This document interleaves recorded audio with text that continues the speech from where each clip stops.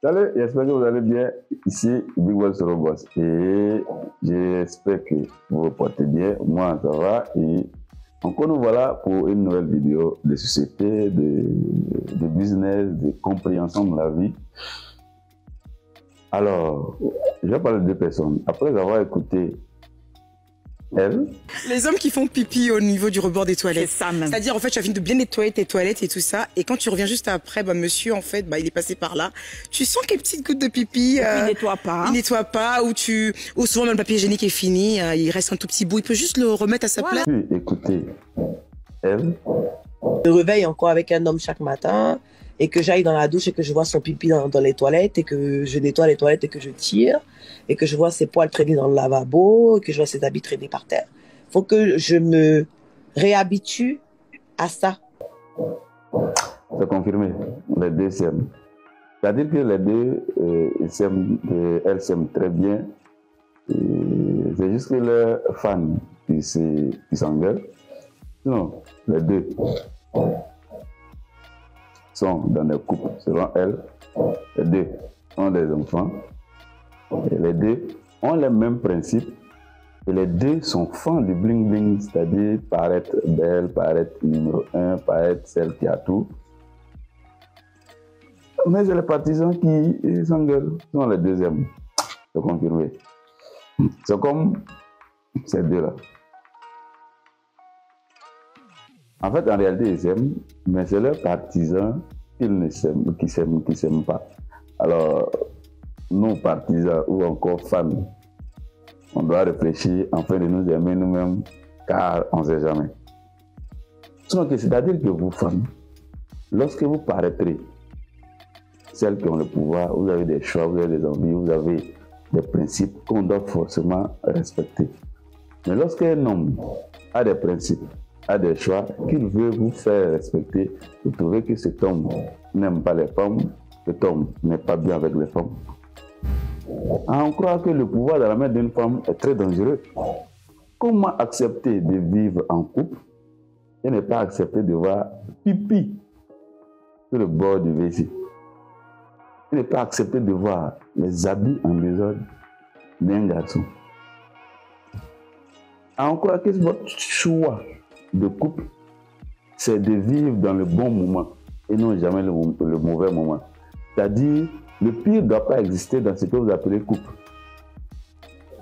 On parle de pipi au bord du WC. Bon, imaginons que vous êtes en couple et que vous, femmes, vous tombez malade et que vous ne pouvez pas vous lever pour aller au WC, vous ne pouvez pas aller préparer et que vous pissez et chiez sur vous. Et donc, selon vos principes, si le mec doit respecter, il ne doit même pas toucher vos shots, il ne doit pas toucher votre pipi, il ne doit rien toucher, vu que c'est dérangeant.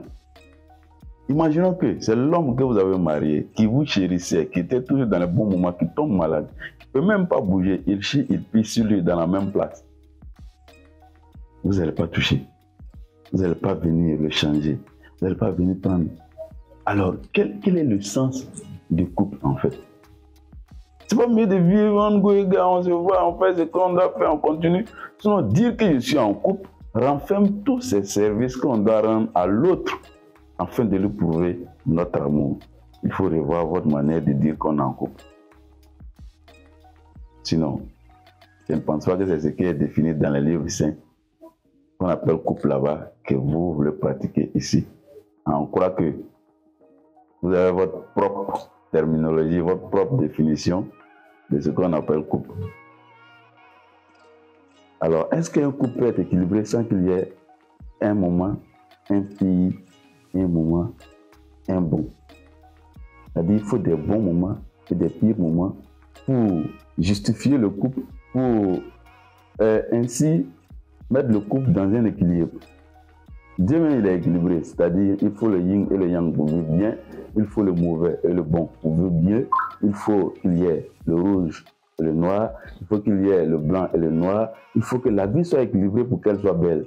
Mais, selon vous, votre choix de couple, il faut que nous soyons toujours dans les bons moments. Il ne faut jamais que le mec puisse pisser au bord du WC parce que ça va vous déranger. Il ne faut jamais qu'il puisse garder ses habits là où il veut En réalité, c'est le pouvoir en fait qui vous fatigue, c'est le pouvoir qui vous donne tout ce droit.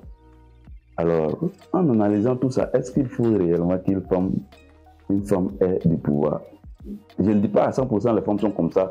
J'en connais des dames qui, bon, peut-être illettrées, qui ont du pouvoir, qui ont fait même leur mari, mais qui, elles, sont toujours soumises. Laver les habits, préparer, nettoyer les enfants, venir se mettre à genoux pour donner de manger à leur mari. Mais elles ont le pouvoir que vous. Le pouvoir de Facebook que nous voyons, vous n'avez même pas la moitié. Alors, qu'est-ce qui est le problème? En réalité, qu'est-ce qui est le problème? Dire aux filles, non, un homme, c'est rien dans la vie, mais en réalité, c'est caché pour avoir un couple derrière. Alors, c'est ça. Dire aux fans, filles, que c'est pas obligé d'avoir un homme, mais en réalité, on est en couple. Ok. Vous les filles qui écoutez là, pratiquez.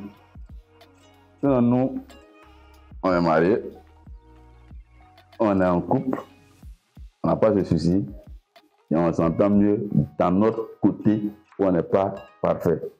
Et Dieu nous donne la bonne compréhension, comme le dit le grand frère Lester Kona. Et à ciao pour d'autres vidéos. C'est Big Boss sur Boss. À bientôt.